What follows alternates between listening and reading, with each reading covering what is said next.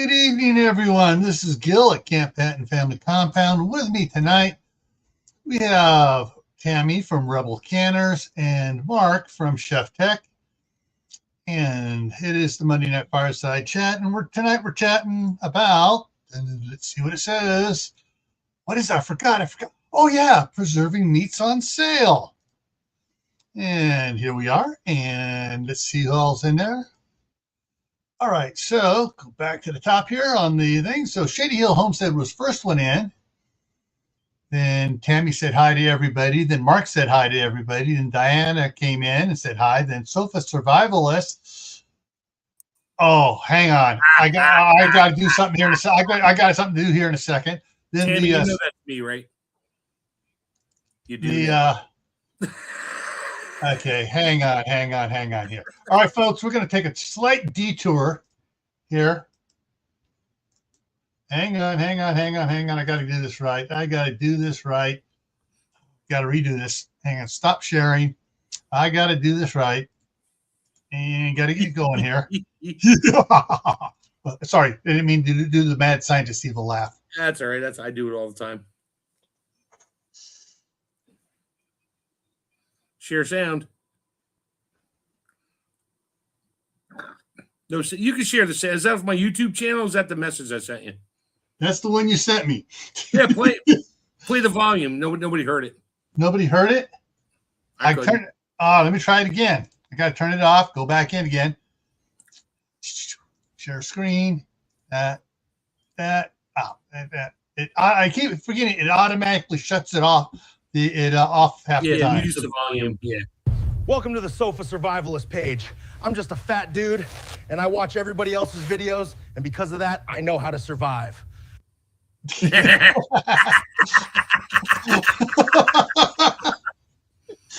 why I'm putting stuff off my iPad right now, saying these things.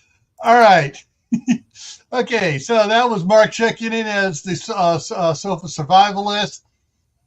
Let's see. I would talk back and forth. He's firing off all over the place here. Caitlin Strain's in the house, and Angel's Homestead is here, and Caitlin's laughing. All right, I'm getting my own back. So yeah. Do you still have that page? Since you did that, Tammy, are you hearing echo? Yeah, I'm hearing you echo. Oh shit! Yeah, it goes. Me or raccoon? Raccoon. Well, I'm using an earbud, so there's no. Oh, I know why. Watch, it'll disappear as soon as I do this. Hello. Now say, yeah. It's gone. Thanks, Gil. What it is whenever I share a screen and I turn the volume on, somebody get in there picks up an echo. And it's not coming through me, it's coming through StreamYard. Mm-hmm. All right. So as soon as I stop sharing, it kills off that echo loop in there. All right. Now I'll remember that, Boomer. So next time it happens, I can yell at you. Yeah. Turn off the sharing. All right. On to the sale meats. Okay. So, yeah, sale meats. Oh, I picked up so there'll be a video coming out tomorrow, everybody, on what I did last night. It'll be the ending. Belt loop just came in on your side, Tammy. Thanks. And so I canned one of those big, massive bags of meatballs from Costco. Ooh. And I got a couple of jars here of them. Little siphoning problem there. We discussed that. Here's the thing. The amount that's siphoned out of here is more than what came out of the 7 jars that I wound up water bathing for 3 hours. So over time, but those jars were greasier than chicken snot on a doorknob. Yep. These were not. Right. So here's your tip. About once a month, keep those in the front of your shelf. About once a month when you walk by, just shake them up a little bit. That keeps the meatballs from drying out on top and looking weird They're not bad, but they look funky. So I do it randomly. I go downstairs. I'm like, yeah, I'm going to use this chicken tomorrow. It looks like crap on top because it's siphoned out a little bit. I just shake it up, put it back on the shelf, and bring it upstairs. And here's the thing: on the bigger jars, those 24-ounce Atlas jars I used, I stopped them. The meatballs like this here is down at here. Half of them are up touching the lid. They sucked up.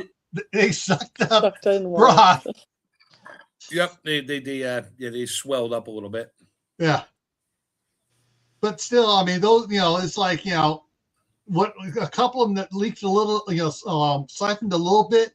It must have been pure fat siphoning out, because those jars were. I mean, I washed them 3 times with Dawn dish soap and a scrubby, getting all the fat off those jars. Yeah, been there, done that with my broths and that. Yep. Yeah. But yeah, I mean, like and I did 9 pints of broth, and none of the broth jars siphoned. Only the ones that had meatballs in. Did you use like boxed beef broth or just water? I used the boxed beef broth, the Winco version of the Swanson's, which is a lot cheaper, and it's actually nicer than the Swanson's. Yeah, some of them taste better. Yep. Yeah. Progresso has one right now that's really good. I had to buy broth, and it happened to be what was on sale. These are the beef meatballs from Costco. Are they Italian style or? Yes. Okay. See, those I like my own meatballs. I'll use those in certain things. Like I'll buy them, but I'll throw them in a crock pot with my tomato sauce, and I'll let them barbecue. Let them cook for a few hours. But I won't eat them that night. Then by the next day, oh yeah. Those, I mean, I'll pack them up, put them back in the fridge because I'm going to eat those during the week, and the flavor just sucks into the meatballs, and they swell up. They're so good initially. Yeah, you have sauce on your sauce on the outside, and meatballs on the inside, and they're good, but they just taste so much better after they sit for a day in the fridge. Yeah. I can them in my spaghetti sauce, and then I open them up, heat them up, and put them on hoagie buns and make meatball sandwiches. Oh yeah, that's exactly what I do. But I don't can my meatballs. I just literally pull them out of the freezer and chuck them in a crock pot. I take those pre-made ones like he bought when I find them on sale, and I can them in spaghetti sauce. Yeah. Meal in a jar. What I did last week, I took the I think it was about 5-pound bag of chicken breasts that we bought on sale last year, and spent a lot of time to chop all those breasts up. Yep. Put them in that pot there, along with 4 quarts, 4 quarts of beef broth, 6 quarts of chicken broth. Beef broth in chicken? Yeah. Okay, hang on. Just wait. Okay. Then scoops of taco seasoning, cumin. Oh, okay. You make a taco chicken meat, gotcha, or burrito chicken meat. Taco soup. Oh, taco soup. Okay. Taco soup. Yeah. So if you want to keep your chicken from drying out, don't put it raw in a pot. Bring it to a boil and let it stew for a while. It just gets it dry. Oh yeah. So what I would say is in this pot for about an hour before I was able to can it. No. That's not what I mean. If you're going to can just chicken and you want to cook ahead of time and have it has a slightly different flavor if you cook it raw, can it raw versus cooked. Tammy knows I've bitched about this for years. And nobody can really come up with an answer for me. So if you want to pre-cook your chicken or beef, but you don't want to brown it, beef's different. You may want to brown it. Chicken, I would say if you just want your basic diced chicken canned to use for anything, bring your pot of broth, whatever, to a simmer. Throw the chicken in there, and depends on how big it is, just let it simmer until it's cooked. That is all, and get it out. That will help preserve the moisture in the chicken, not necessarily for canning, but for canning maybe. So then when you go to use it for something else, it's not like this dry, crumbly chicken stuff where you boiled it for 20 minutes. I've been doing that for a while with ground chicken. I mean, ground chicken I'll throw in a pot, and I don't brown it. I just cook it till it's done. Just keep stirring it. It's done. Pull it out. Done. I throw it in bags, throw it in my chamber sealer, throw it in the freezer. I have cooked ground chicken in the freezer, and it's nice and moist. Not dry, crumbly stuff because you overcooked it. That's what happens when you overcook chicken. Anyway, sorry. All right, Tammy. Yep. Before we go talking about we're going to touch on all meat. So I'm going to go to a comment thread that's been going on your Facebook page, which I've been commenting on. And let me go ahead and share the screen here without the sound. All right, so this one was, can someone give me times for water bathing seafood brisk? I plan on using pint jars. I use rice as a thickener instead of flour. Oh my, so delicious. And no, I don't strain it. Tastes good, blah, blah, blah, blah, like that. Well, what was that? Chicken, what was that? Clam what? Seafood what? Bisque. Seafood bisque. Oh, it looks like there's already cream in there. Oops. Yes. And so I didn't even comment on that one. It was just like, I can't. Yeah. So basically, I think I was the second one posting on it. And I said, anything fish is now 240 minutes, water bath, 120 minutes, pressure can. That's the information I have. And then she goes, one of the other ones says, I read that, but I was wondering what happened with heavy cream being processed that long. And I talked to her about what we talked about last week. I just saw with that. the cream of anything soups and stuff. And so I also mentioned that, would be here tonight, type thing. So I wasn't sure if anybody's going to pop in here from that was watching it, but one of the other ones posted, see if I can get that there, posted that. That's old. Yeah. Seafood, half pint jar, 100 minutes, pint jar, 100 minutes. Well, yeah, half pint and pints are the same. You go with the pint times. Yeah. So that's fine. But the fact that there's cream in there, this is why I don't comment anymore because some people. The thing is, what got me is that, what I was reading off of was anything fish, anything, crabs, oysters, whatever was supposed to be the it is. Anything seafood, 150 or 140 minutes, 30, 120. 120 minutes. And that's for pints. Quart. Oh, that's for quarts? Okay. And you don't cut that in half for pints. There's a different time for pints. Yeah. But anyways, half pints go by pints. So, yeah. This person here, was this the one? No, there was another one. She just said, this is pressure cane. Please note it's not recommended to do anything larger than pint size. Use the longest ingredient time. So she said, like, her little chart is an old chart, though. But someone else was saying, this other one here. I have to admit, I do meat time for fish. So he does the fish at the meat time, which is 90 minutes instead of 120. Yeah, that's not enough. You're gonna don't do that. He says. I know I was going to get to that. He says, tuna, salmon, halibut, trout. I live in Alaska, not dead from pints or half pints. Oh, good for you. You're not dead. All right. He probably eats them within 6 months. So that's unfortunately for him, he has not read the CDC chart because Alaska has the highest incidence, and it is with fish and canning in Alaska, the highest incidence of the B word.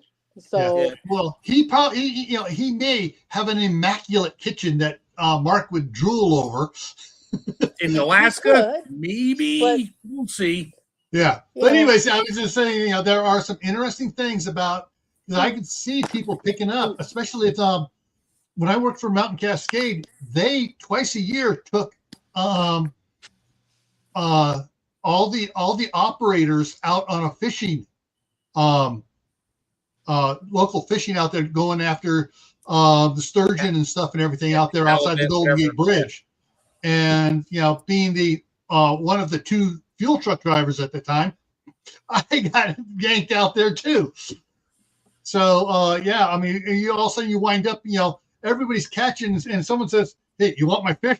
After we get back to the shore, here, you take my fish home. My wife doesn't like it, but I just love fishing. So it's like, sure, I'll take all your fish. Just give it here. Yeah. So that's another time where you also you're going to get quote fish on sale. I mean, meat on sale. Yeah. It's going to be fish. All right, back to here. I had a bunch of frozen halibut given to me, and I canned it, but it didn't hold its shape because it had been frozen. Halibut's a soft white fish. It kind of shreds. Yeah. Oh, salmon you can do salmon. Yeah. You got to pack it tight.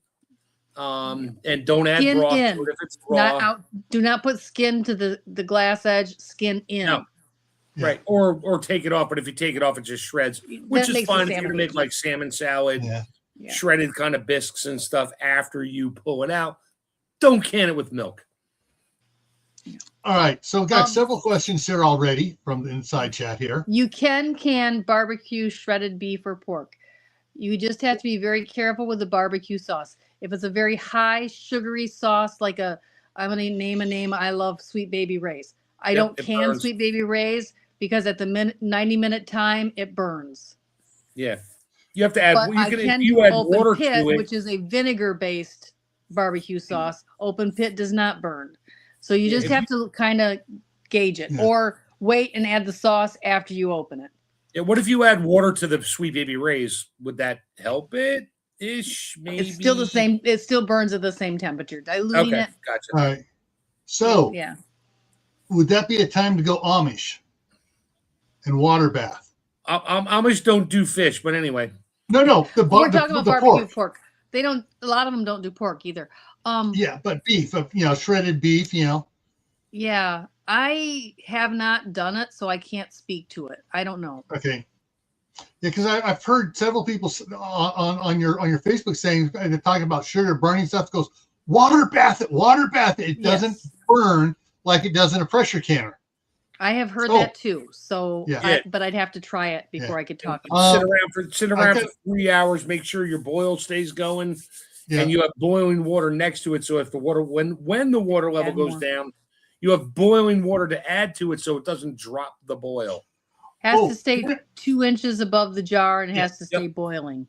And you can do more than that. You can do 3, 4, 5 inches above the jar. That's just a lot of water to boil. Yeah. Interesting thing on that. When I had the malfunction with the Presto canner and it wouldn't seal it right. Right. So I water bathed it. So I just quickly, because I have the new stove. That white stove is gone, and now I got a gas stove in there. And so what I did is I used this one to heat up my water real quick, and it was boiling. And I put the UV glove on because the steam was just coming out, and I filled it up. And I figured, well, I wonder. So I took the canner lid and just set it back on the canner without the jiggler on it. Yep. And I didn't have to add any more water. It was almost very little steam came out because it was condensing and running back in. Yes. Yep. So that was cool. On your Sweet Baby Ray's, you're going to want to change and just go with Baby Ray's. Baby Ray's has no high fructose corn syrup. It's just sugar. I'll have to look. I had to do that. I had to do that because of Eli. We all need to watch. High fructose corn syrup. Yeah, no. But Eli, my grandson, who's autism, goes ballistic when he had the Sweet Baby Ray's on. Of course, because he's got his high fructose corn syrup. That's wrecking his blood sugar. Yeah. Yeah. Okay, so the other one here was a couple of them here. Kaylin asked if beef bacon, i.e., beef, would be the same as pork bacon, or would it be the same as just beef because it's beef? Beef bacon is a lot leaner. It doesn't have the fat on it that pork bacon does. And so if you're going to can it, I told her to put at least 1 to 2 teaspoons of water in the jar to keep it moist so it didn't get hard and crusty. There's there, but okay. So just make sure everyone's connecting the dots here. Okay,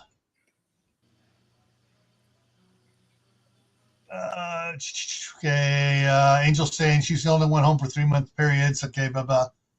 Halibut, clam chowder. Oh,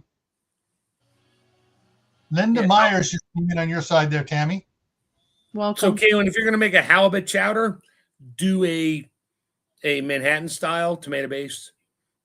You can can it. The halibut pieces will turn to very tiny bits. The flavor's still great, but you're not gonna have chunks of fish in there anymore. Yeah, you'll have. But the flavor's still really good. All the nutrients are there. Everything's there. You're just not gonna have pieces of fish floating around in your soup. Yeah. The I didn't. Things took south on me today when I was in Idaho Falls. I was going to go over to the chef's store, Mark's store, U.S. Foods. And someone posted in the local thing that they were having. And you froze. The 4-ounce chicken breast fillets in the 40-pound box. Yeah. Ooh. Fresh to frozen. They hit their date. Their sell-by date was coming up within 4 days. They throw it in the freezer and sell them cheap. That's where I get all my stuff from. So if my number 2 grandson didn't get sick and throw up at school, I wouldn't have had to come back to help my daughter because I had to watch the other 2 kids because she had physical therapy for her wrist. Yeah. So how much was the chicken breast aside from your family story? I can't remember. All I know is she was saying it was on sale, and probably like $1.20 a pound for a 40-pound. Yeah, it was down there close to $1 a pound, and so that's where I get it. I get $1.04, $1.08, $1.10. I don't care. And I just cleaned out the one freezer. I cleaned out the one chest freezer. It's 4 10-pound bags that were stored raw in the fridge at like 34 degrees. Gets near the time, they take the cases, they put them in a freezer. Now, a lot of that juice that was in those bags it will now freeze. You need to thaw it out again, or mostly thaw it to do something with it. I let mine get down to the point where I can rip them apart and my hands have frostbite on them. And I'll run through the grinder, grind it partially frozen, and then cook it. And then I bag it, freeze it for the dog. Or I grind it, cook it, bag it for me. Just raw chicken breast, no seasonings, nothing. But I gently cook it. You can dice it, cube it, whatever you want, or thaw it all the way, pound it out, and make chicken fillets out of it. You can refreeze them. It's not suggested, but because I don't know if that stuff was frozen once before, you can refreeze it if you're going to do something with it. Make like a stuffed chicken breast or something like that and refreeze it. Just make sure you use a seal meal. Don't wrap it in saran wrap, butcher paper, whatever. You gotta seal that sucker down and get all the air back out, or it will freezer burn. And freezer burn is basically food going bad at a very, very, very, very, I'll say it 12 more times or not, slow rate. Yeah. What I was planning to do was, I got the brand new gas oven and I got cookie sheets. And I was going to put them on, season them up, slather, toss them in there, and cook them like we did at Scout Camp. Take them out, drop 2 or 3 in a seal meal bag, and just start seal mealing them and then dropping that into the freezer. Yep. Make sure you let your chicken or any meat, if you're going to seal meal, let it cool completely. If you live in a colder environment, I can just take it outside for a couple minutes. Use your outdoor refrigerator, aka your deck, your porch, no animals. Yeah. Use it. Let it cool down all the way below like 40 before you try to seal meal it.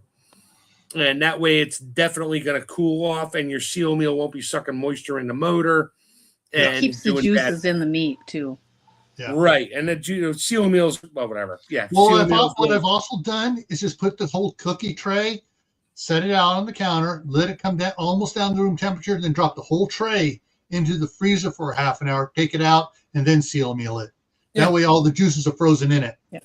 So 4 hours is your is your god. Not to be really weird there. Any food sitting in the quote unquote danger zone, look it up. Your time temperature, above refrigerator temperature and below cooked temperature of chicken 165, or holding temperature is 125 or 130. Don't quote me. 4 hours is 4 hours is your limit. Yeah. So if you take chicken out of the cooker, you out of the oven, you put it on the counter and it sits there for 3 hours, guess what? You got about an hour left of room temperature time, if you want to call it that, before the bacteria can start to grow at a very fast rate. So that is your time temperature zone. Try to follow it as best you can. The turkey came out of the oven at Thanksgiving. We carved off what we wanted. It sat on a counter for 3 hours. I put it in the fridge. Well, guess what? You put it in the fridge, that whole turkey is not down below that temperature yet. You still got time going. So, yeah, there's issues there. And that's why a lot of people get sick, not after Thanksgiving, but day 2, 3, 4, 5 after Thanksgiving, because it's been in the fridge. Yep. And you already hit your 3.5 hour mark. You pull it out, you cut it up. You can kill bacteria with cooking. You can't kill the toxins that the bacteria create while they're breeding. That's what makes you sick. So I was like, use the word sanitize anywhere in there, Tammy, right? Yeah. You did good.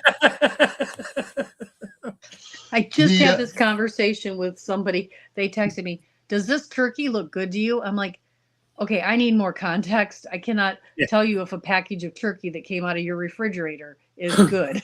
That sat in your shopping cart for an hour while you're shopping, sat in the car for 3 hours at 90 degrees for another hour, and you brought it home and left it in the bag for an hour and threw it in the fridge. Yeah, you're on your own, sweetie. Sorry. Yeah, I literally was texting her questions, and then I'm like, okay, do the smell test. Do this. Yeah, is it slimy? Yeah. How long has it been in your refrigerator? Oh, 3 weeks. It should be fine. The sell-by date was yesterday. Oh, you're done. Yeah. Yeah. I did determine her turkey was good and she could freeze it. Yeah, but when she pulls it out, anyway. Okay, we can go down that road. We won't. It's okay. It was within all of the parameters we discussed. One of my favorite things to do is to hit. Darlene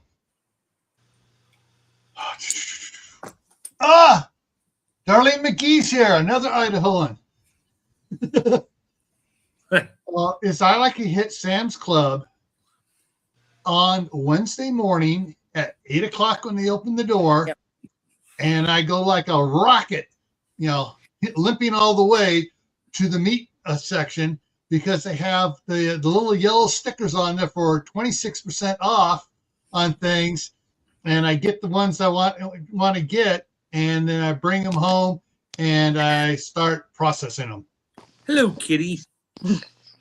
Usually I wind up cooking them and put the platter back into the freezer for a little bit, cool it down, and put it in the fridge, and just that way I can have anytime I want a snack, I can just reach in there and take out a little 4-ounce piece of beef and just So preserving. Try to eat it without the grandkids coming over and asking for bites. Yeah. So preserving meat when it's on sale.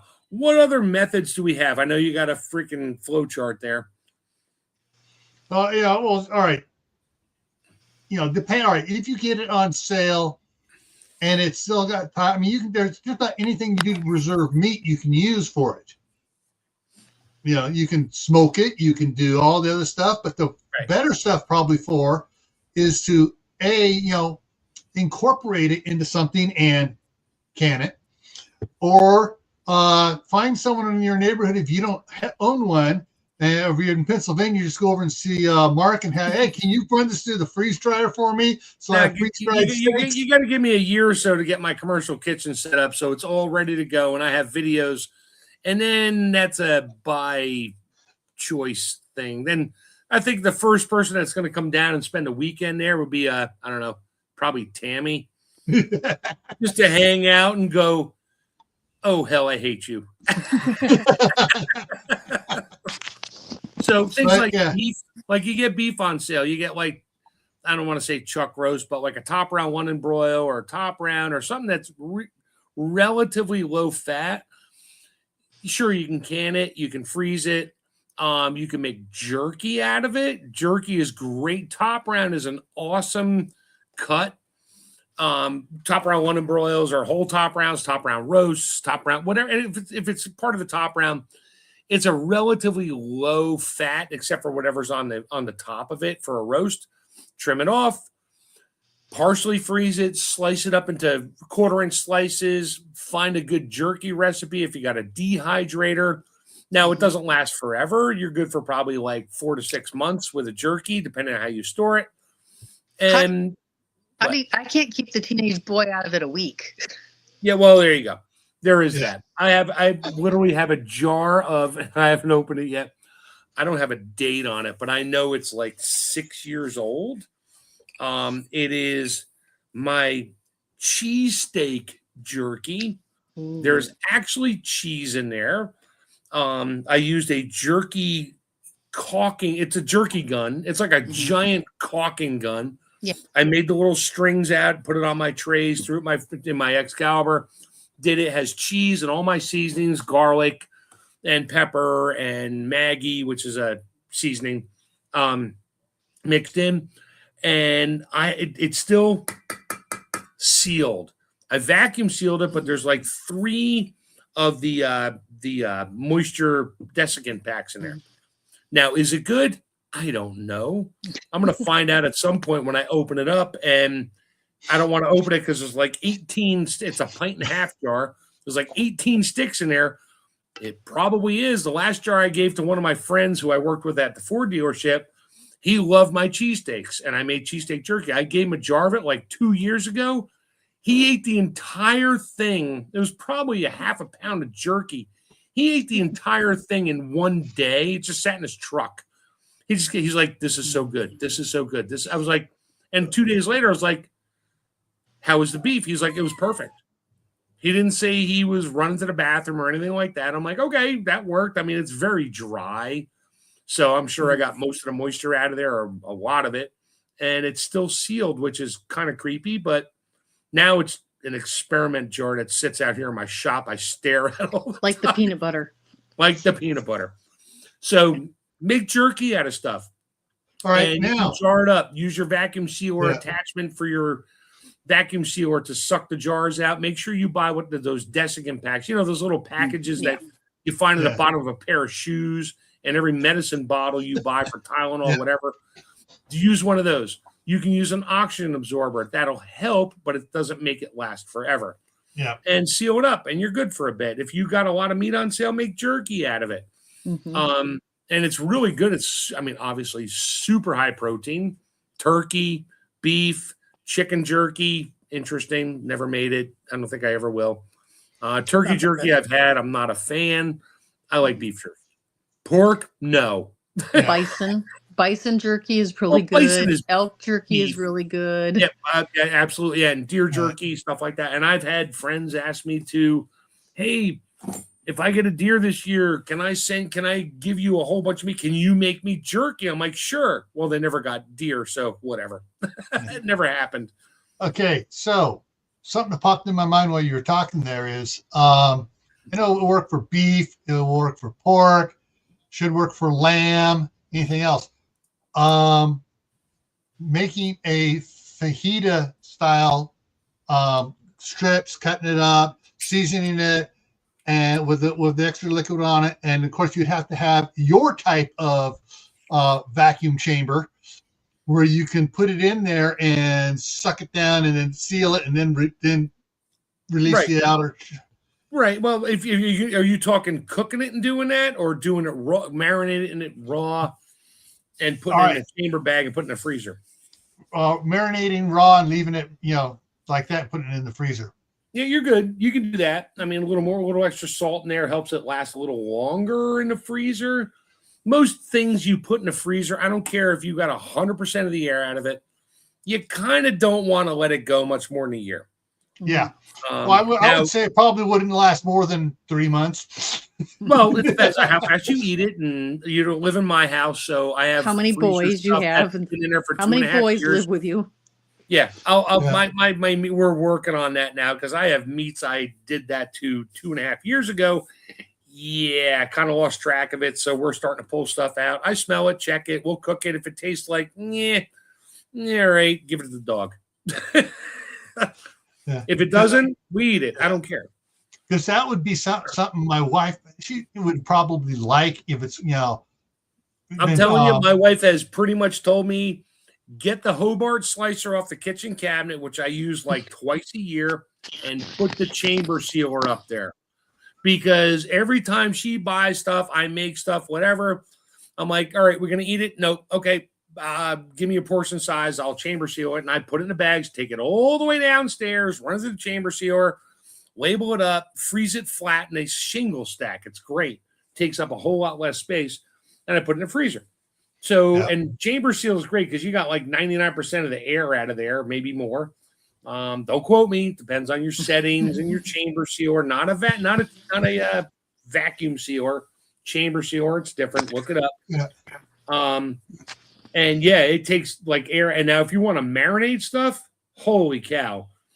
I'll put marinade in a bag and I will put the meat and stuff in there with it. It's liquid. I chamber seal soup because it doesn't suck it out of the bag. It's a whole different science. Yeah. And but I'll put marinade in there and wife will be like, hey, can you do, teriyaki chicken? It's like, sure. Go buy chicken. She buys chicken, or we bought it on sale. And I'll throw whatever you want. Throw it in a bowl. I'll marinate it. I'll pack it in a couple bags. I take it down, chamber seal it, and leave it in the fridge, not in the freezer. And when you suck the air out of the meat, because there is air in meat, tomatoes, everything has some kind of air volume, whether it's oxygen or nitrogen, whatever. It's in there. When you pull that out, it pulls the liquids in. And I'll take it out, and we've all seen those things back in the day, the Tupperware marinator. You hook your little vacuum thing up to it, and you pull the air out of it, and it helps it marinate it 50% faster and all that. Well, it's true, but it's better in a chamber bag. And then I'll pull it out. She'll pull it out 2 days later, and when you open the bag up, that chicken is not chicken colored anymore in the middle. It's soy sauce colored in the middle. It pulls it right into every single pore that had air. And it's awesome. But I did spend $1,400 on the VacMaster VP230. Yes, I'll say it. No, I don't get paid by them. And it has probably saved me at least that much in throwing food out in terms of bringing home. What are you going to do with it? Oh, it's on sale, so I just bought it. Great. Goes right in the bag, goes chamber sealed, labeled, dated, in the freezer. And it'll probably that stuff lasts a whole lot longer than vacuum sealers. Yeah. So that's a whole nother video. Maybe I'll do that on my ChefTech channel one of these days. All right, I'm done. Sorry. My soapbox just collapsed underneath me.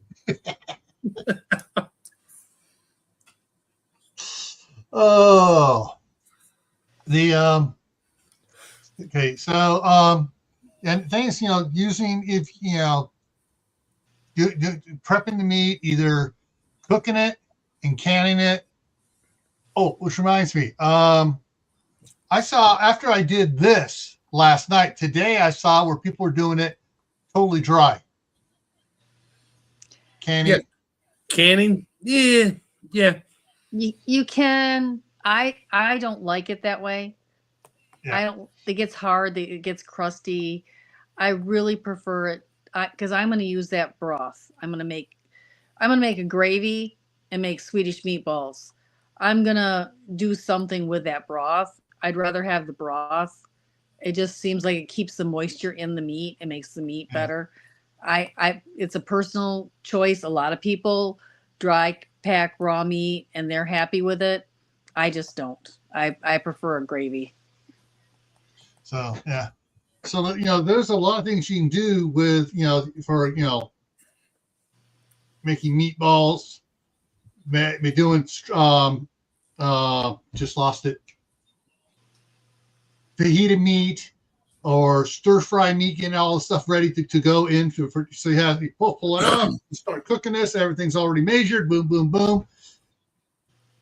And what would have been an hour and a half job making a meal is, pop. It's half an hour and you're done. Yeah. Heat it all up. Heat it up and you're done. Meal in a jar. Yeah. And so, I mean, to me, I could be wrong, but I don't think I am. You can do this for turkey, chicken, pork, beef, lamb, goat, rabbit, deer, elk, venison, any meat that you can find for sale. And some states they can actually, if they raise their own bison, they can sell it publicly. Yeah, I had a grocery store that put ostrich on sale. I canned ground ostrich. It's another red meat. Mm-hmm. I mean, when I could find meat under 99 cents a pound, I buy it and I can. Good luck with. So basically, you haven't bought anything in months. Yeah, a couple of years now. Good luck finding meat on sale these days.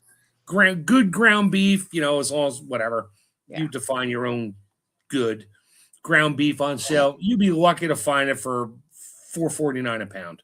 I did get some turkey under $1 a pound this fall. Right. So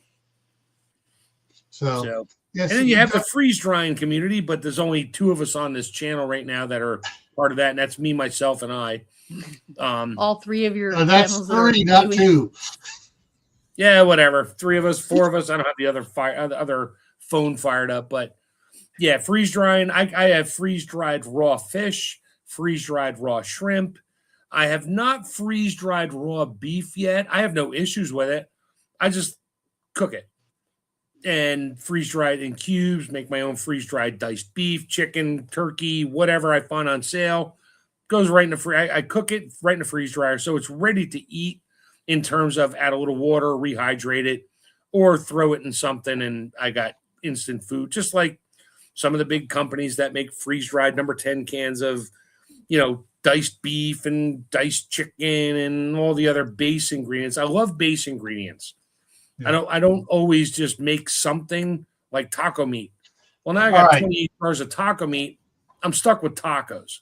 You said a magic word there. What, taco meat or freeze dry? Base ingredients is on the schedule for. So I was just looking at the schedule here earlier. Okay, it's not going to be until March or April, but it is on the schedule somewhere here. I guess I just saw it here, but so just quickly for everybody. So next Monday is canning breakfast. The following one is what should you not can? There's a lot. Didn't we do one of those before? To can or not can? It was about a year ago. Well, there is that. Time flies. Time flies. And then on February 2nd, we're going to be it's Groundhog Day, and it's going to be kind of like open thing, whatever. There it is. February 9th, canning meal bases. Okay. Yeah. But I got some other good ones here coming up. And hang on, let me throw this up here real quick. So if anybody has a suggestion, you can either email Tammy or email me here, and I can get it on the schedule here. We got canning cheese coming up, canning lamb, going over different sauces again. I'm gonna have to hook my GoPro up on a tripod so I can start showing some of the things I have put in jars, canned and otherwise. Yeah, we got canning outdoors challenges and solutions, canning ham, honey and food preservation. Ooh, that's coming up in the end of March. We got meatballs in April. We got dry or wet pack canning. We got making and canning gravy. And then we got a lot of open spots till we get into the stuff for we got canning supplies in June, canning in the summer heat. Got a Q&A in June. Best ways to store your harvest part 2. Canning broth, leave the fat or remove it, and we got some other stuff going on throughout the year here. But there's still a lot of open slots there. So if you guys have questions, that can become a topic. Yay! Yeah, but there's some of these I added some more today because of things going on with things and going over your Facebook page. Some of the comments and okay, we need to talk about that. Talk about it? No, we need to try to get rid of those because All right, Mark, what is your vacuum sealer again, the brand? VacMaster, VACMASTER 230. That's the model I have. It's the perfect home style one. It's not too big. It'll take up to a 12 by 12 bag, which you can buy. They have to be special bags. Yes, they cost about 2 cents a piece when you buy them 1,000 at a time, like I do. Yep, there it is. It's the top one, right? That's it. $13.99. I paid about $1,400 for mine. And then the 215 is nope, smaller. I went with the 230 because of its size. Yeah. I mean, I have 2 specific bags I always use. One is a smaller one. It's like a quart bag. The other one's like a half-gallon bag. You're not going to get a half-gallon in there. You have to, but it has a spacer you can take out. If it's liquid, you weigh it lower. I mean, it's really, I love it. I mean, I use it for my freeze drying, depending on the product. I will actually put my food in a Mylar bag. Ooh. I will, and you can change times on the seal time up to 3 seconds, which it's not enough to seal a 7 mil Mylar bag, but it's enough to pull the oxygen out of it or pull the air out of it with my O2 absorber. And then when it comes out, I make sure you have to leave the zipper strip open. I shut the zipper strip. It's sealed for the most part, but I always use my other seal bar machine that I have 2 of them just to make sure in case one dies, I have another one. I use that to absolutely seal it. So yeah, there's that. And it's for my family, for my wife and I, and even one of my daughters, and actually 2 of my daughters, it's a game changer. Yeah. Because I buy meat, put it in there, and I'll set that thing up to a minute. Actually, I think it goes up to 3 minutes of vacuum time to make sure you got all the air out of it. But things will actually boil. Like I put tomatoes in there, set it for a minute, and it'll get up to about 35 seconds, and the tomatoes will start to boil and foam. And then it gets into the seal area because it will do that. So I'll hit the stop button. It'll stop the vacuum, slam the sealer down, seal it up, and then it lets the air back in the chamber. So because when you suck the air out, you're not sucking it out of the bag. The bag is in the chamber. The bag is open to the chamber. So it pulls a vacuum on inside and outside the bag, which is why you can do soups and liquids. And as long as, once it starts to boil, you just watch it. If I set it for 45 seconds and everything starts to boil at about 32, I'll reset my timer for 31. So it just seals. And it seals it and then holds the seal, cools it down, lets the air back in the chamber. And now I just have a bag of soup. And it lays flat, throw in the freezer, and now I have shingle bags of a quart each or whatever of soup. I'm sorry you say keep us saying I have shingles. Yeah, I got shingles. I got shingle bags. What are shingle bags? They're those bags that hang off you when you get a disease. Anyway, I'm not a doctor. I don't get shingle bags. Anyway, but I did stay at Holiday Inn Express last night. So yeah, there is that. So if you got the money and you do a lot of food vacuuming and you have a bunch of freezers, yeah, you may want to look into it at some point. The bags are not free. Yeah, you get a couple bags with it. Well, here are bags here on Amazon. The 8 by 10 bags. Yeah, what mill? What mill? 3 mil, 4 or 5? These are the vac ones. They are. Those are 3 mil. 3 mil. Yeah, 3 mil. Those are the cheap ones. They're fine for doing some soups and stuff. The thinner the plastic, when you put it in your freezer and then you start digging in your chest freezer, moving stuff around, you may nick the bag. Yeah. And if you get a micro hole in it, it'll eventually pull air back in there and you'll get a little freezer burn spot on it, on meats and stuff, which has happened to me.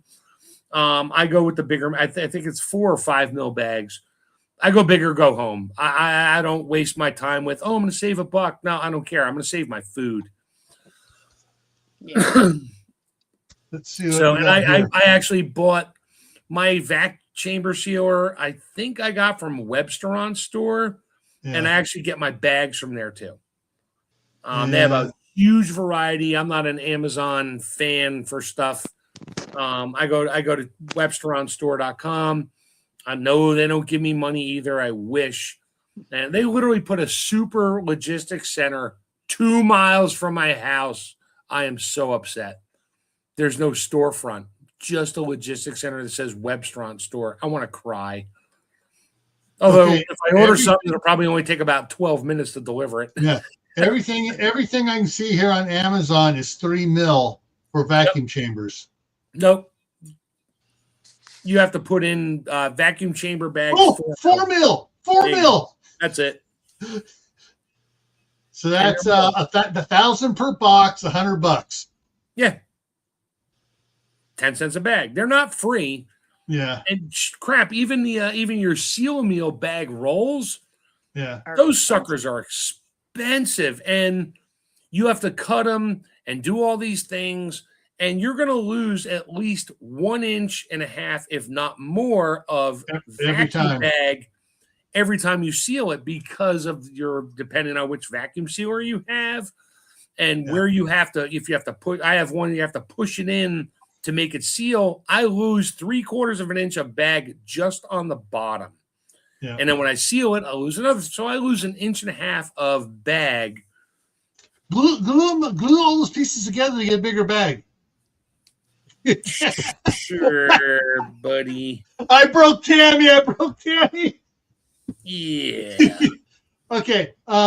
So actually I'm gonna say this here and go through that, but so this is the one you have, the 230, right? Yep. I have a video. I have a video on ChefTech about. I mean, I show it. I think I'm doing tomatoes on it. Yeah. You know, whole plum tomatoes or San Marzanos versus a chamber sealer. I think I did that video on my chef. I think it's on the ChefTech channel. The 321 is almost twice as much. Right, because it's a bigger machine. Yeah. Now, don't get me wrong. The 230 weighs 90 pounds. You are not carrying that around all the time. It is not portable. It is tabletop. That one's a monster. Oh, 210 pounds for the 231. Yeah, because the compressor is massive. Yeah. And there is that. That's why I went with the 230. It's perfect for me. It took a hand truck to get it in my basement by myself. And I left black stripes on every stair tread with the hand truck because it was so heavy. When I got to the bottom of the stairs, I couldn't rotate it. I had to unbox it at the bottom of the stairs and get it over to my stainless steel table over in the corner.